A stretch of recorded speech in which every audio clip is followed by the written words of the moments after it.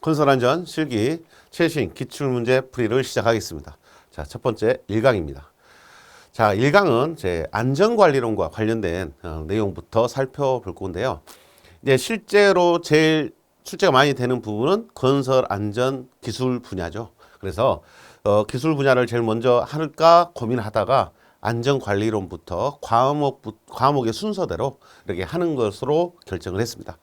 자, 여러분들이 제1장 안전관리론부터 보시는데, 이제 안전관리론에서도 기본적인 내용들이 시험에서는 출제가 되지 않습니까? 그래서 문제가 뭐 2문제, 3문제, 많게는 4문제까지도 안전관리론에서 4문제까지도 출제가 되기 때문에 여러분들이 양도 많고 그렇지만은 여러분들이 챙겨 놓으셔야 될 부분이다라고 생각을 좀 해 주시고 보셨으면 좋겠습니다.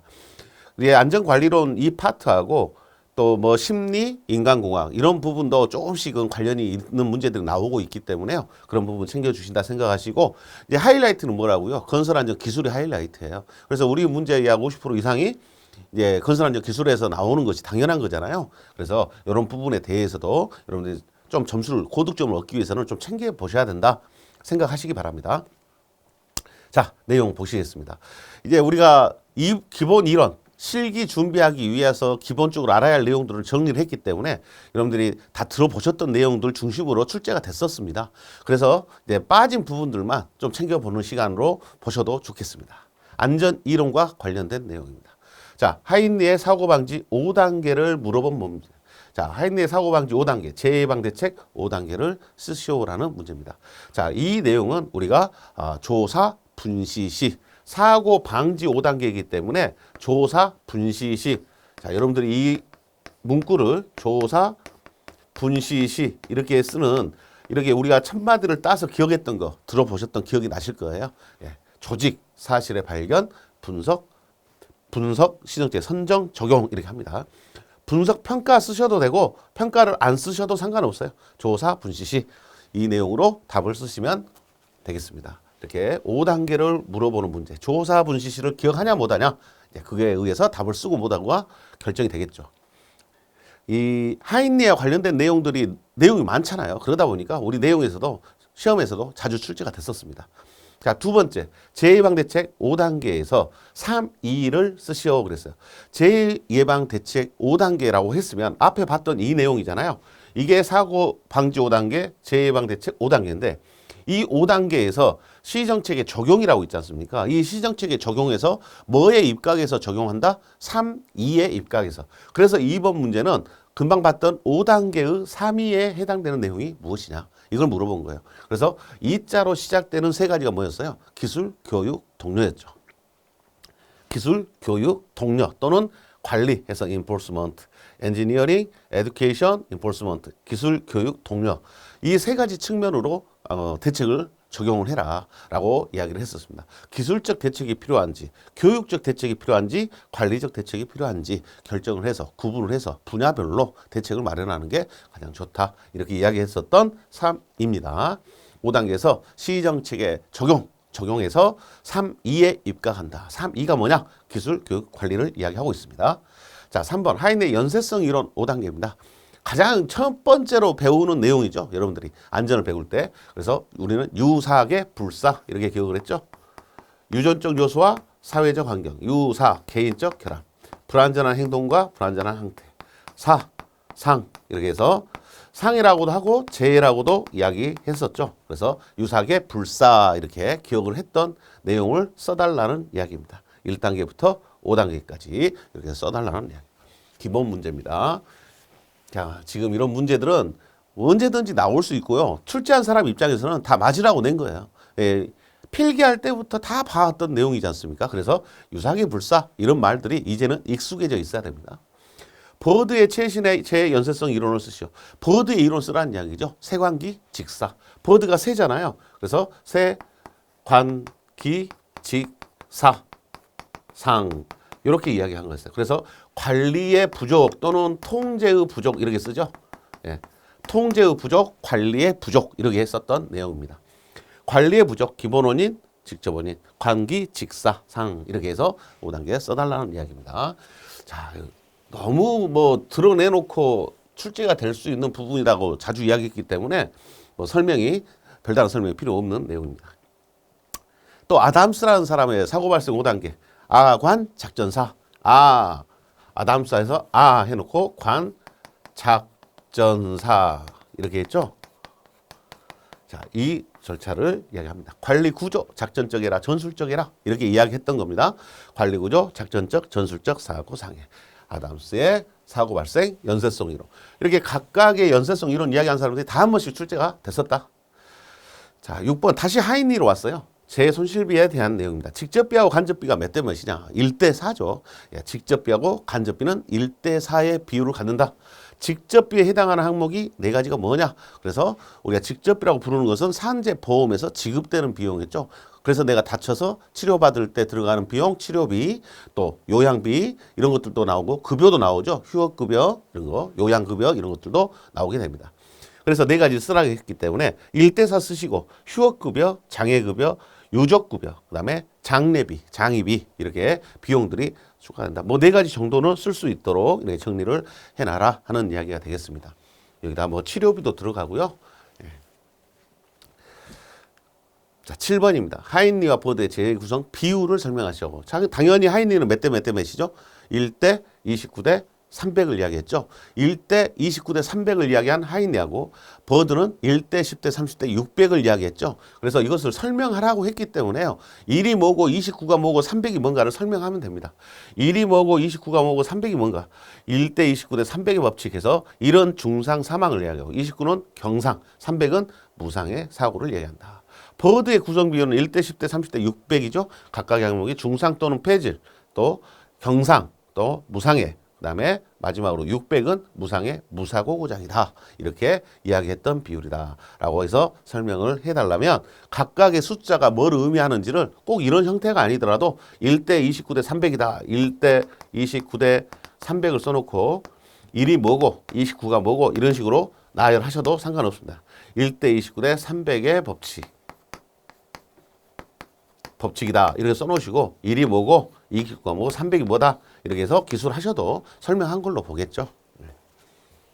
각각의 숫자를 기술하시면 됩니다. 자, 8번입니다. 법적 사항이다. 산업재해에 대한 기준을 물어본 건데요.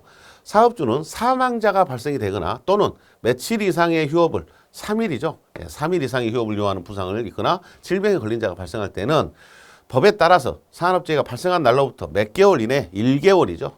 1개월 이내에 별지 1호 서식의 뭐를 작성하여 산업재해 조사표죠. 산업재해 조사표.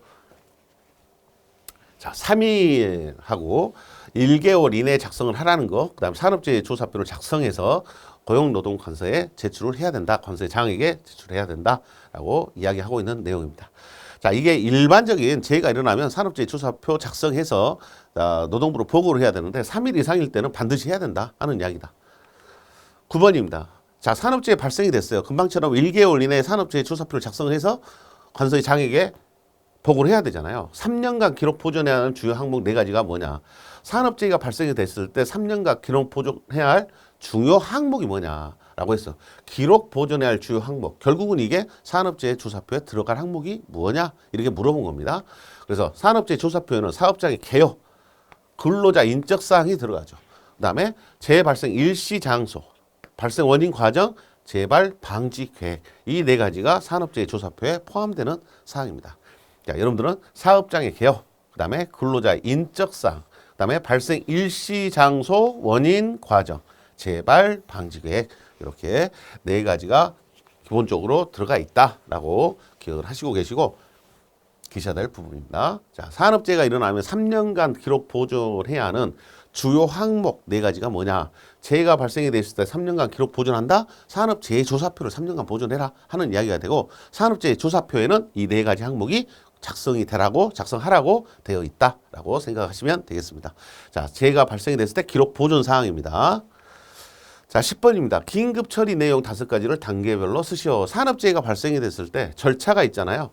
산업재해가 발생이 되면 제일 먼저 뭘 한다 그랬죠? 자, 재해가 발생이 됐어요. 재해가 일어나게 되면 첫 번째가 뭐였습니까?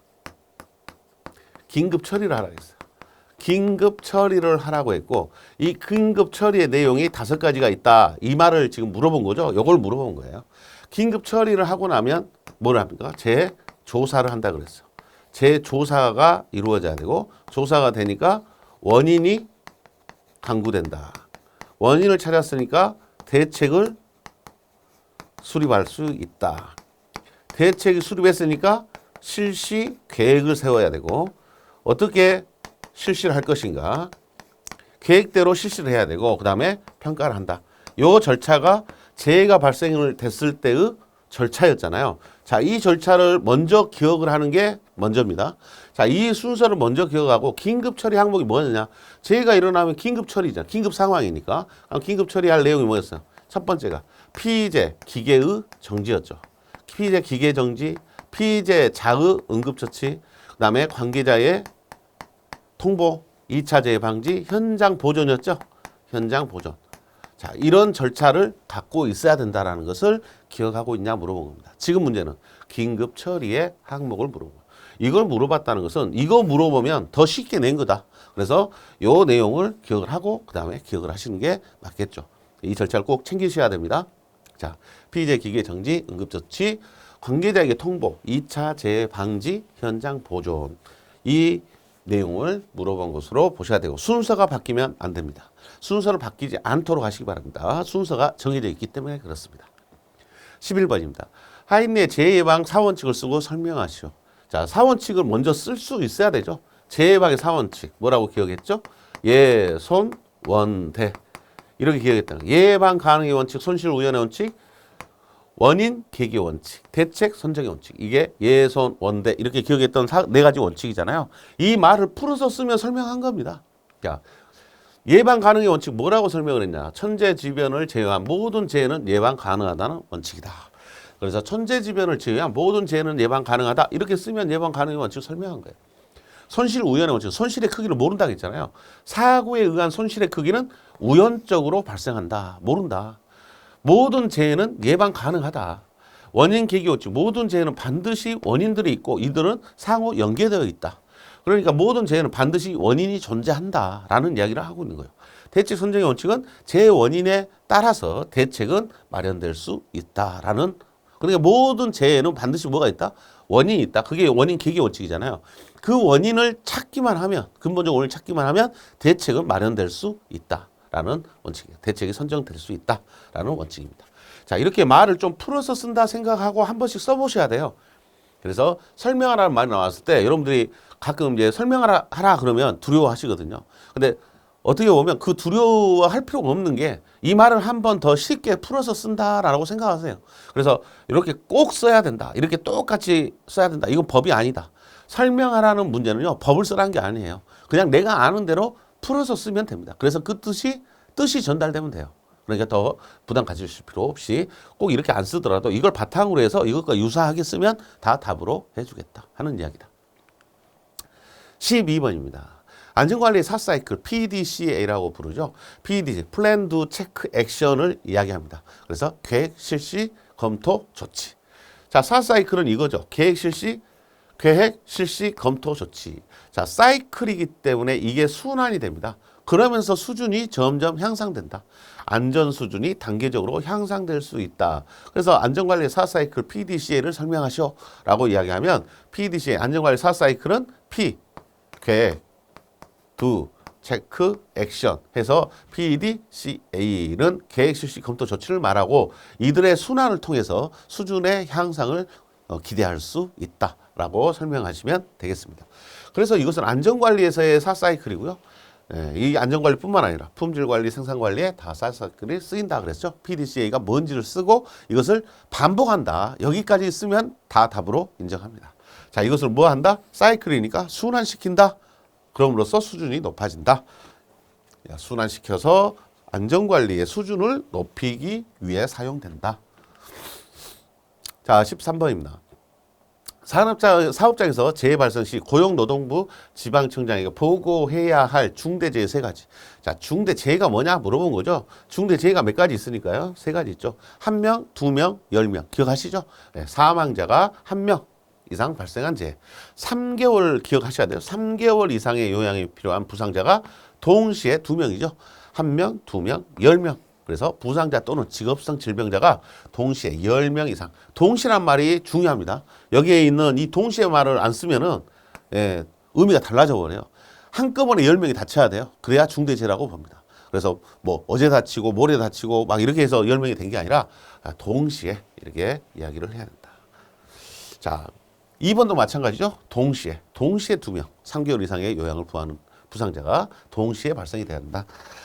자, 어쨌든 1명, 2명, 10명을 기억을 하시고 계셔야 이 내용을 쓸 수 있다. 그래서 중대재해 3가지 쓰라는 문제 중요하죠. 중대재해가 뭔지를 모르고 있으면 안 되니까. 14번입니다. 중대재해가 발생이 됐어요. 지방노동관서장에게 전화, 모사, 전송 등으로 보고기간과 보고사항 3가지. 자, 언제까지 해야죠? 중대재해가 일어나면 지체 없이 보고하라겠다. 그 다음에 보고사항은요. 보고사항은 조치 및 전망, 그 다음에 발생 개요, 피해 상황 이걸 이야기하고 조치 및 전망, 기타 중요한 사항 이렇게 3가지를 이야기하고 있죠. 자, 중대재해가 일어나면 일단은 긴급하게 보내달라는, 알려달라는 이야기죠. 발생 개요 및 어떻게 뭐 하다 발생이 됐고 피해는 지금 어떤 상황이고 앞으로 어떻게 될 것 같냐 전망까지를 알려주고 그 다음에 나중에 한 1개월 이내에 산업재해 조사표를 작성해서 제출하면 되겠죠. 그래서 중대재해 지체 없이 보고합니다. 발생 개요 및 피해 상황, 조치 및 전망, 기타 중요한 사항. 자, 뭐 시험에 뭐 과거부터 계속 나왔던 내용입니다. 15번입니다. 산업재해가 발생할 극박한 위험이 있을 때, 자, 위험이 발생이 돼. 극박한 위험이 있어요. 중대재해가 발생하였어요. 또는 있을 때, 중대재해가 발생하였을 때, 이럴 때하고 이럴 때 사업주가 어떻게 해야 되냐라고. 자, 위험이 있으면 어떻게 해야 돼요? 대피시켜야 돼요. 근로자를 대피시켜야 되고, 중대재해가 발생하였으면 작업을 일단은 중지하셔야 된다. 중지. 이 2가지를 써달라는 이야기죠. 문제에서 지금 이럴 때는 어떻게 해야 됩니까? 라고 물어. 극박한 위험이 있을 때는 어떻게 해야 된다? 대피시켜야 된다. 중대재해가 발생하였을 때는 중지시켜야 된다. 이 문구를 여러분들이 가지고 답을 작성을 할 수 있으면 되겠습니다. 그래서 2가지 조치 사항이 뭐냐? 작업을 중지시킨다. 근로자를 대피시킨다. 이렇게 이야기하는 게 조치사항 2가지로 요약이 될 수 있습니다. 어려운 문제 아니죠. 16번. 다음 용어를 설명하시오. 자, 용어를 설명하라는 말이에요. 용어를 뭐 하라고 그랬어요? 설명하라고 그랬어요. 자, 용어를 설명하라는 말은 추락이 뭔지 알잖아요. 떨어짐이 뭔지 알죠. 떨어짐이 뭔지 안다. 추락이다. 넘어지면 전도다. 맞으면 낙하 비례다. 끼임, 협착이다. 이렇게 여러분들이 용어를 같은 말이죠. 같은 말이에요. 같은 말인데 시험에서 이렇게 나와도 우리가 떨어짐이다라고 이제 이해하시면 돼요. 지금은 용어를 이렇게 권장을 하고 있기 때문에 시험에서는 이렇게 나올 확률이 높습니다만 꼭 이렇게 안 나오더라도 우리가 이런 말로 이해를 하시고 보시면 돼요. 사람이 높은 데서 떨어진 것을 추락이라고 하죠. 그 다음에 넘어짐이라는 것은 사람이 평면상으로 넘어진 것도 포함을 해서 미끄러진 걸 포함을 해서 평면상으로 넘어지는 거 또는 평면상에서 아랫부분으로 굴러 떨어지는 거 이런 것들을 전도라고 부르죠. 맞으면 뭐가 날아온 거죠. 뭐가 낙하는 뭐가 떨어진 거죠. 고정된 부분에서 이탈된 거고 비례는 분출된 거죠. 날아온 거죠. 날아온 거. 그 다음에 끼임, 협착 이렇게 부르는 것도 우리가 내용상으로 머릿속으로는 대략 안다는 이야기죠. 그래서 이 부분을 설명하라고 했을 때 가장 표준적인 답은 자, FM적인 답은 여기에 FM적인 답이다. 떨어지면 사람의 인력에 의하여 건축물, 구조물, 가설물, 수목, 사다리 등의 높은 장소에서 떨어지는 것 이렇게 했어요. 자, 이것을 그대로 써라는 말이 아니다 이 말이죠. 설명하라고 했잖아요. 문제가 뭐하라? 설명하라. 그게 떨어짐이 뭔지를 알고 있는가 물어보려고 하는 거예요. 그러니까 사람이 인력에 의하여 건축물 등 높은 장소에서 떨어지는 거. 건축물, 구조물 등 높은 장소에서 떨어지는 거. 이렇게 써도 되고 가설물, 사다리 등 높은 장소에서 떨어지는 거. 이렇게 써도 돼요. 중요한 말은 뭔 말이에요? 떨어짐이라는 것은 사람이 높은 장소에서 떨어지는 거. 이 문구가 들어가면 다 맞는 걸로 해준다. 부담 갖지 말고 정리하시면 됩니다. 자, 넘어짐이라는 것은 사람이 평면 또는 경사면, 층계 등에서 구르거나 넘어지는 거.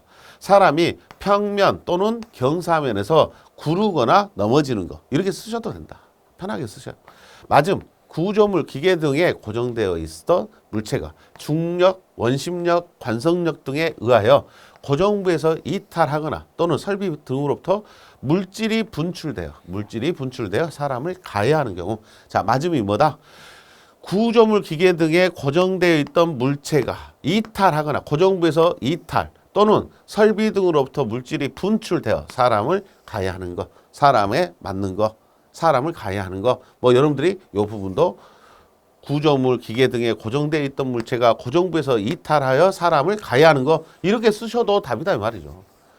예, 요약을 하셔서 내용을 전달하면 됩니다.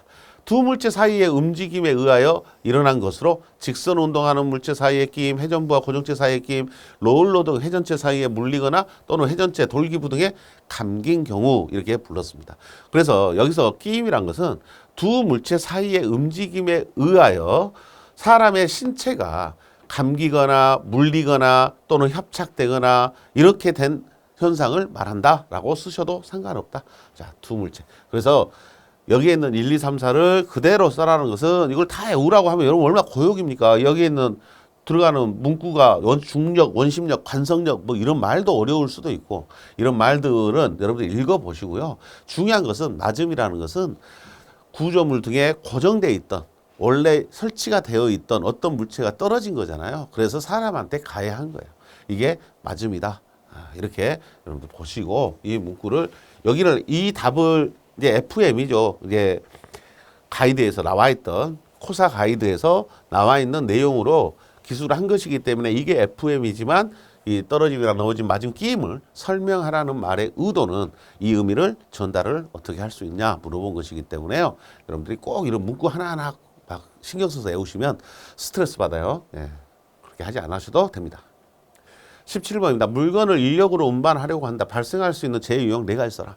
자, 물건을 사람이 운반하려고 할 때 어떤 재해가 일어날 수 있나. 조금만 생각. 내가 무거운 걸 들고 가고 있다. 인력이니까 들고 넘어질 수 있잖아요. 전도가 일어날 수 있죠. 전도가 낼 수, 물건을 떠칠 수 있잖아요. 낙하가 될 수 있죠. 또 물건을 운반하다가 우리가 허리를 다칠 수도 있고, 우리 신체상에 뭐 걱정이 될 수도 있고, 또 물건에 눌릴 수도 있잖아요. 협착이 일어날 수도 있죠. 여러 가지 재해가 일어났다. 자, 물건이 물건을 놓치면 낙하죠. 넘어지면 넘어짐, 충돌할 수 있죠. 물건을 들고 가다 다른 부분에 부딪힐 수도 있다. 그다음에 끼임, 협착이 일어날 수도 있다. 그래서 이렇게 4가지를 생각을 해보셔서, 뭐 여기는 4가지만 답이냐, 그 외에도 뭐 무거운 물건을 들고 가다가 발생할 수 있는 재해 유형 여러 가지가 다른 것들이 들어갈 수도 있겠죠. 그래서 대표적으로는 이렇게 생각이 든다는 이야기죠. 이런 것들이 예상된다. 그래서 우리가 안전관리자가 되려면 이제 위험을 볼 수 있어야 된다. 이렇게 말하잖아요.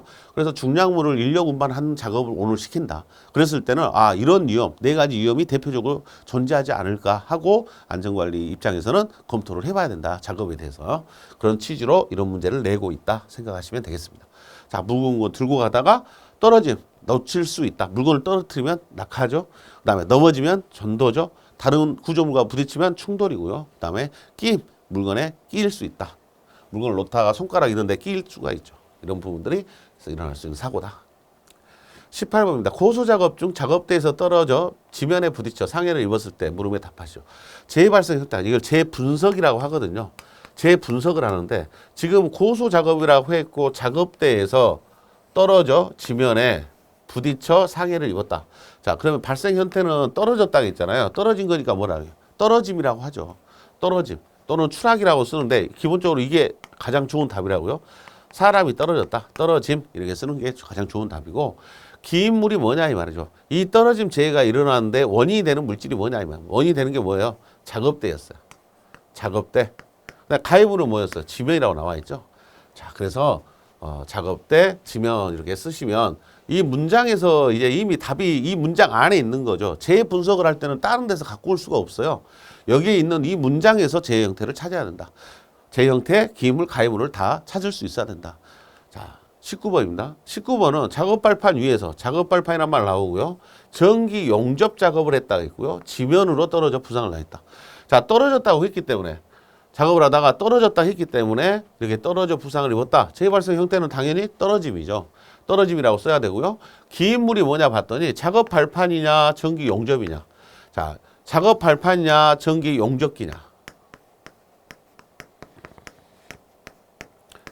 자, 요 두 개에 대한 고민을 일단 하셨을 거고, 가해물은 마지막으로 사람을 때린 거니까 지면이죠. 그래서 가해물은 지면이 됩니다. 자, 요 둘 중에 하나 고민을 하셨으면은 그래도 좋은 고민이죠. 좋은 고민이에요. 왜 좋은 고민이냐? 자, 이 작업자가 지금은 결론은 뭐예요? 떨어졌잖아요. 떨어졌는데 이 떨어짐 사고가 일어난 이유는 높은 데 있었기 때문에 떨어짐이라는 말이 성립을 하잖아요. 그러니까 이 작업 발판, 근로자가 작업 발판 위에서 일을 고소 작업을 했기 때문에 떨어짐의 위험이 있었던 거고, 그로 인해 사고가 난 거다. 그래서 작업 발판은 기인물로 봅니다. 그럼 용접기는 아무 관련이 없냐라고 이야기했을 때, 이 용접기는 이제 기인물에서 2차 기인물이 됩니다. 2차 기인물. 자, 2차 기인물이라 해서 여기서는 답을 그럼 용접기라고 써도 답이 되냐? 지금 문제에서는 구분을 안 했잖아. 그냥 기인물이라고 했잖아요. 그래서 여기서는 그냥 작업 발판을 하셔야 되고, 만약에 용접기가 답이 되려면요, 용접 작업을 하다가 감전이 돼서 중심을 잃어 떨어졌다.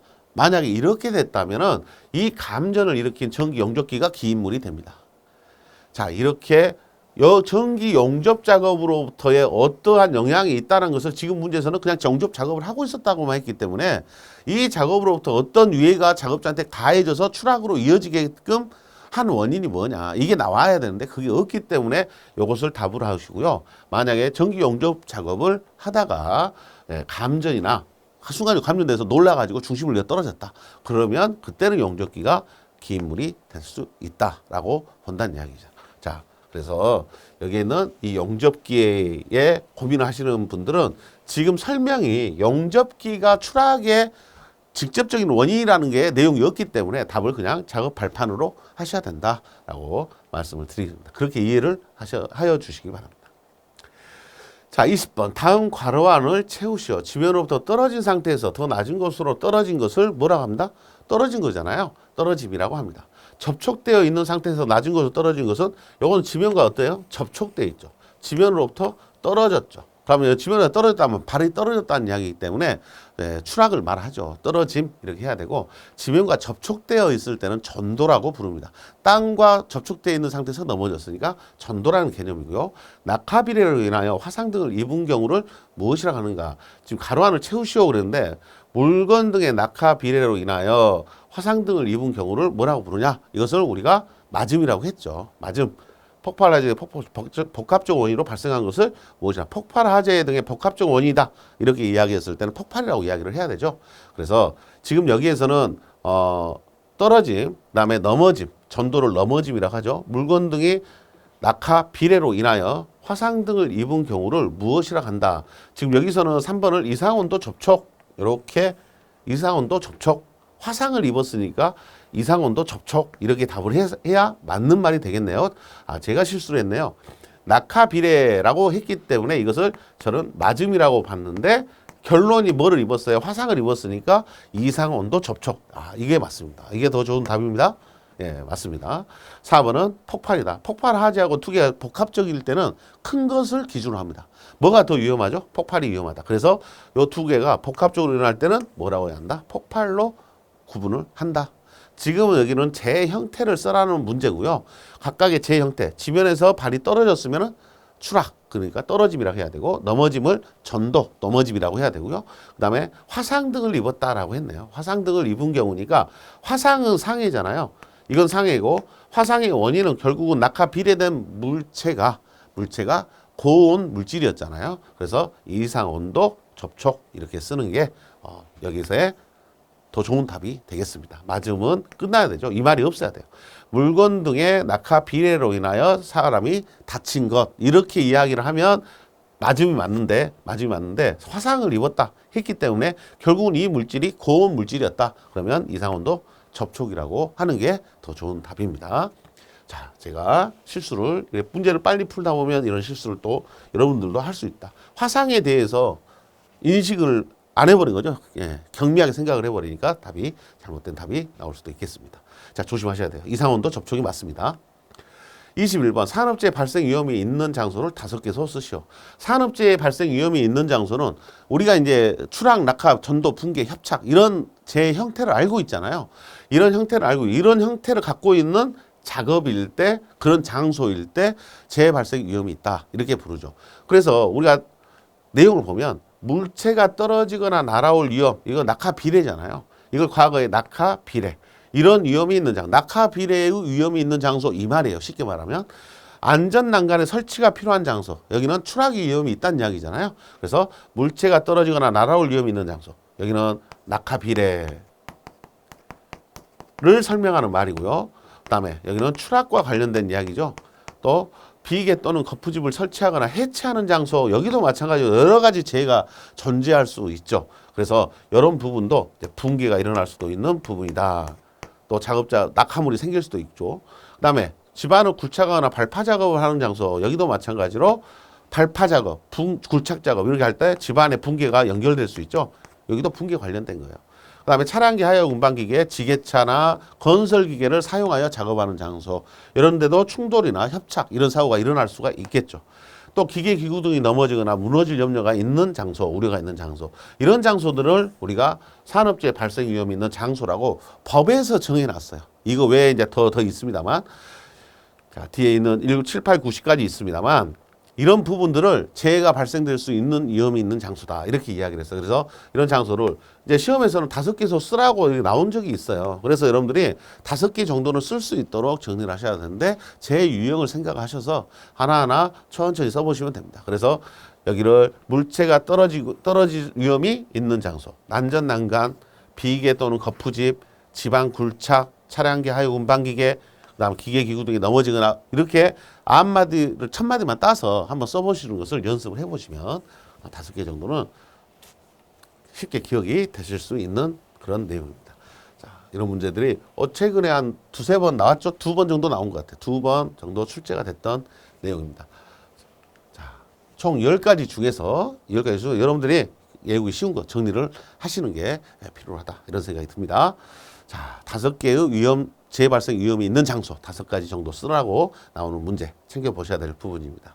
이런 부분이 실상은 이제 이 필기 공부하고 이럴 때는 안 나왔던 내용이잖아요. 이런 것들이 실기 때 이렇게 언급이 됐던 그런 내용으로 보시면 좋겠습니다. 자, 재해율 관련 문제입니다. 자, 이 부분은 좀 중요하죠.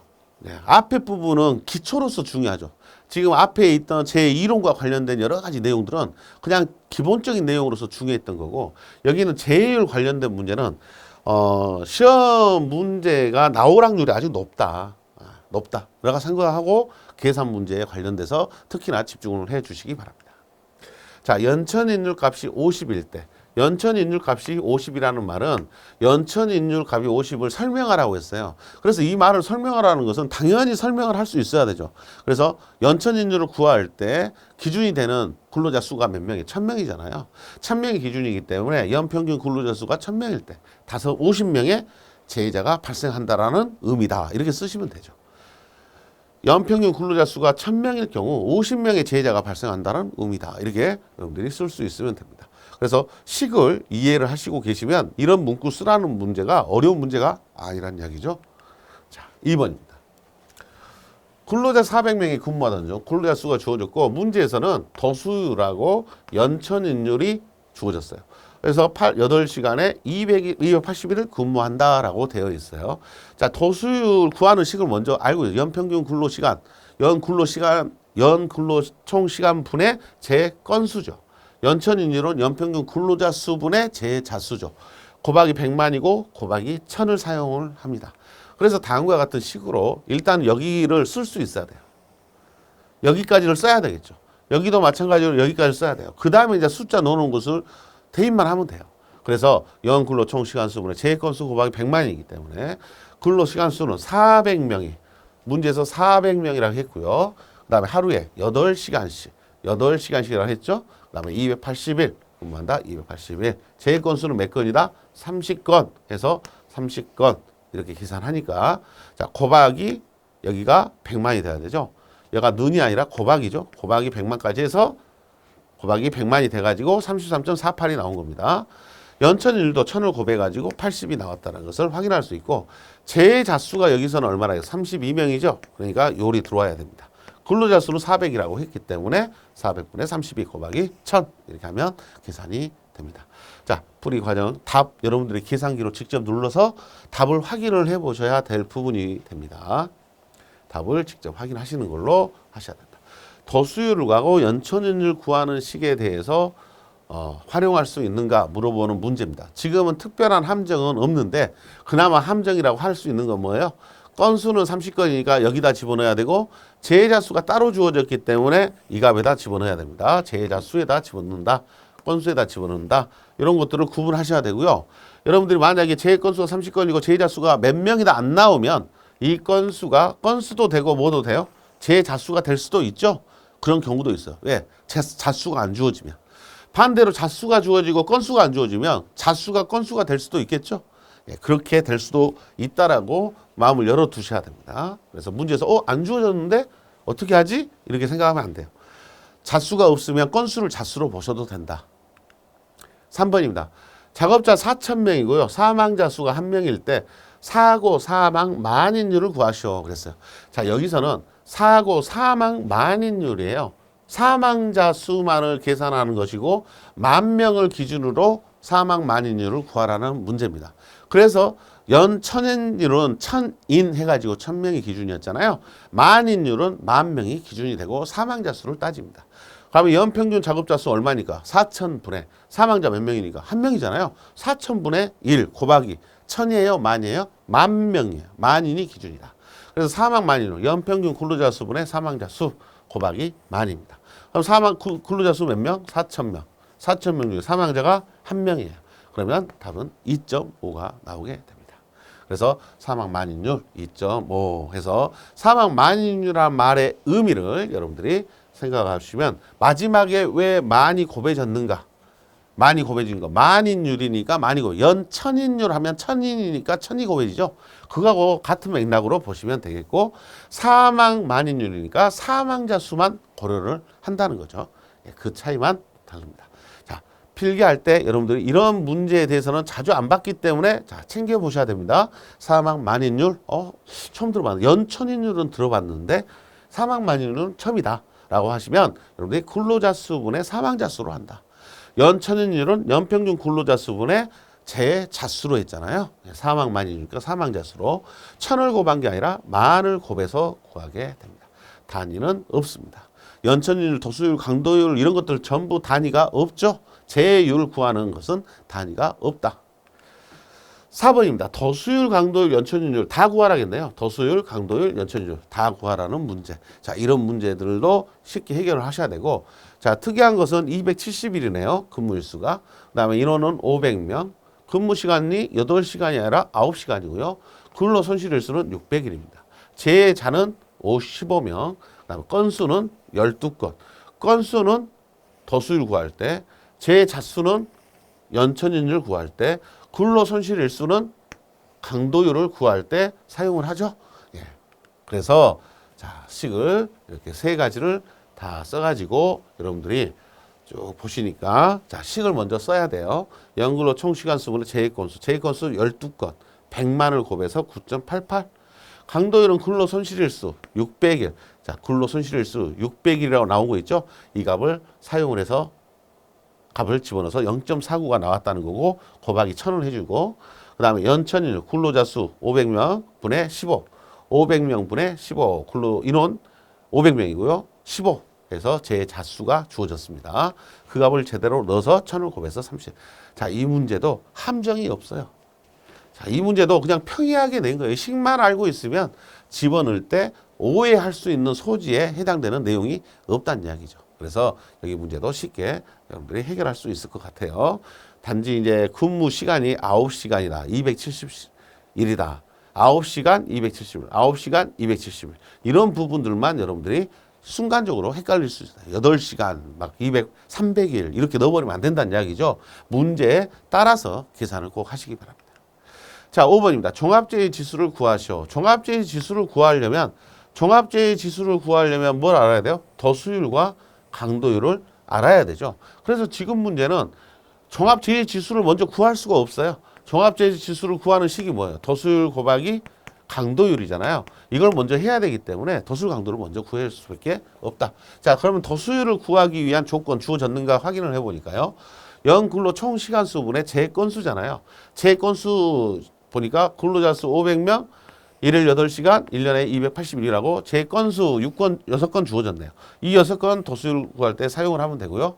휴업일수 103일이라고 주었어요. 자, 휴업일수가 103일 주어진 것은 함정을 준 거죠. 자, 휴업일수 103일은 그대로 적용할 수 있다, 없다? 없다. 103을. 자, 365분에 365일 중에서 지금 며칠을 해요? 280일을 일하잖아요. 그러니까 365분에 280을 여기다 곱해줘 가지고 나온 값, 그 값이 뭐가 돼요? 근로 손실일수가 돼요. 근로 손실일수. 그래서 이 근로 손실일수가 뭐 할 때 쓰여요? 강도를 구할 때 쓰여야 된다 하는 이야기죠.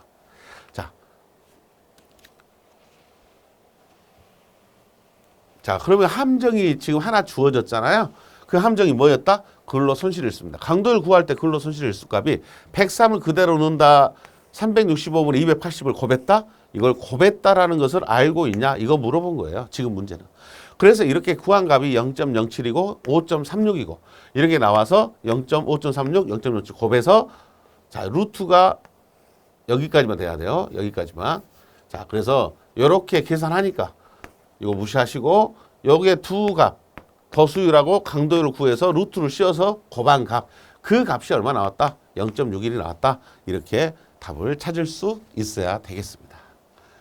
자, 지금 문제 여러분들이 강도율하고 도수를 알아야 종합제의지수를 구할 수 있다. 그래서 답은 0.61, 루트 5.36 곱하기 0.07 하면 답이 0.61 나왔다. 이렇게 확인 한번 해보시고요. 함정은 근로손실일수를 이렇게 집어넣을 수 있냐. 휴업일수를 그냥 넣어버리면은 값에 오류가 생기겠죠. 그래서 여러분들이 이걸 계산할 수 있도록 보셔야 됩니다. 근로손실일수를 놓치면 안 되겠습니다. 그러니까 지금 결국은 이 말이잖아요. 이렇게 도수율, 강도율, 연천진율 이렇게 물어보는 문제가 나왔을 때 여러분들이 식을 모르고 있지는 않는다. 이걸 모르고 시험 보러 간 사람이 어디 있습니까? 이런 계산 문제는 다 해결을 하고 시험 보러 갈 준비를 하셔야 되는데 뭐 한다? 실수한다. 휴업일수하고 근로손실일수는 다르다. 휴업일수, 요양일수, 진단일수. 휴업일수가 얼마, 요양일수가 얼마, 진단일수가 얼마, 가료일수가 얼마 이런 말이 주어지잖아요. 이런 일수들이 주어지게 되면 이런 일수들은 100% 인정한다 안 한다? 안 한다. 안 해서 365분에 실제 근로한 일수. 문제가 지금은 280일이니까 280일인데 아무 말 없으면 얼마 넣어요? 300일을 넣죠. 300일에서 300을 곱해가지고 이렇게 곱한 값을 우리가 뭐로 인정한다? 근로 손실일수로 인정을 해준다 하는 이야기예요. 그래서 이 값을 집어넣어야 되니까 이런 형태의 꼴이 나오더라 하는 이야기가 되겠습니다. 자, 이 부분 제가 함정이다라고 할 정도로 근데 함정도 필기 공부할 때 여러분들이 이 말 많이 들었기 때문에 여러분들이 필기 때부터 같이 하셨던 분들은 이게 함정이라 생각도 안 하시죠. 당연하게 이렇게 풀이가 될 거다 생각하시고 계실 거라고 생각합니다. 자, 6번입니다. 근로시간 산정 시 실근로시간의 산정이 어려운 건설 현장 근로자는 일일 몇 시간을 근로시간으로 산정하는지 그 시간을 쓰시죠. 자, 건설 현장에서의 근로시간은 하루에 몇 시간 일한 걸로 쳐야 되냐 이걸 물어본 거예요. 그래서 실제 근로시간 산정이 어렵다. 왜 그러냐면 건설 현장에서는 아침에도 좀 일찍 일어나고 또 저녁에 끝나는 시간도 해가 길면 좀 더 오래 하고 해가 좀 짧으면 빨리 끝나고 이런 경향이 있잖아요. 그래서 이런 산정이 어려울 때는 하루에 10시간 근무한 걸로 봅니다. 10시간을 기준으로 이야기를 하는 게 산정하는 게 적당하다 이렇게 봅니다. 7번입니다. 건설업체의 환산제휴율 계산식을 쓰시오. 자, 이제 환산제휴율을 물어볼 수 있잖아요. 환산제휴율 이걸 물어볼 수 있으니까 이 환산제휴율에서 유의할 사항은 뭐죠? 환산제휴율 계산식은 우리가 일반적으로 쓰는 제휴율하고 거의 비슷해요. 상시 근로자 수분에 환산제외자 수, 환산제휴율이니까 환산제외자 수를 집어넣습니다. 곱하기 100을 해서 환산제휴율을 구해요. 근데 환산제외자 수를 정할 때 여러분들이 유의해야 할 사항이 사망 1인을 제외자 몇 명으로 본다? 5명으로 봅니다. 자, 사망자가 1명 발생했다 그러면 환산제외자 수는 5를 넣어서 계산한다는 이야기예요. 사망자 한 명을 몇 명으로? 제외자 5명으로 이렇게 환산을 해서 계산을 하게 됩니다. 자, 그게 특징인 거죠. 자, 환산제율 구하는 식. 환산제율은 상시 근로자 수분의 환산제자 수 곱하기 100으로서 산정한다는 거. 자, 이 식도 너무 연천율, 도수율, 강도율에 우리가 치우치다 보니까 이런 식들을 놓칠 수 있어요. 아까 아침에 뭐하고 똑같아요. 사망 만인율 물어본 거하고 비슷해요. 그런 안 써보면 이거 뭔 말인지는 알겠는데 내가 식으로 쓰라니까 얼마를 곱해야 될지 잘 모르겠다. 그래서 사망 만인율은 만을 곱했잖아요. 환산제율 100을 곱합니다. 환산 제외자 수는 사망자 한 명을 몇 명으로 본다? 한 명당 5명의 제외자다라고 환산을 해서 계산한다 이 말이죠. 그래서 환산이라는 말을 써요. 사망자 한 명을 몇 명으로 환산하니까 5명으로 환산하니까. 그래서 환산 제외다. 제율이다. 이렇게 이야기를 합니다. 자, 8번입니다. 환산 제율에서 사망자에 대한 가중치 부여. 부상 제외자의 몇 배다? 5배 대상에서 제외되는 경우. 지금 이런 5배로 보는 이런 앞에서 이야기했던 환산 제율 구할 때 제외자 수를 사망자 1인당 5배로 본다. 5명으로 본다. 제외자가. 이렇게 이야기했던 것에 제외되는 경우를 써라. 자, 어떤 경우는 제외하냐? 자, 이 제외가 이 작업과 직접적인 영향이 없으면 제외를 합니다. 고혈압 등 개인 질병, 폭풍, 폭우, 폭설 등 천재 질병, 타인의 폭행 이런 것들에 의해서 일어난 사망 사고일 때는 환산 제외율을 계산할 때 환산 제외자 수의 5배를 하잖아요. 사망자가 1명이면 5명으로 보는 그런 경우를 적용하지 않는다. 이런 것도 제외한다. 5배로 안 본다. 하는 이야기를 하고 있습니다. 자, 뭐일 때? 개인 질병에 의한 경우, 천재 질병에 의한 경우, 타인의 폭행에 의해서 사망 사고가 일어난 경우, 사망자가 발생한 경우, 이런 경우는 5배 대상에서 제외된다라고 이야기하고 있는 겁니다. 주는 아니지만 이제 예외되는 경우가 있다라는 걸 알고 있냐 이렇게 물어본 내용이 되고요. 여기 있는 7번에 있는 앞에 환산 제율 구하는 식, 요 식을 기억을 하시고 계산 문제가 나올 수 있다 생각하시고 준비하시는 게 더 좋은 대책이 되지 않을까 싶습니다. 자, 여기까지 일단 내용 정리를 첫 번째 강의 여기까지 진행하고요. 이어서 제 2강에서 볼 수 있도록 하겠습니다. 수고하셨습니다.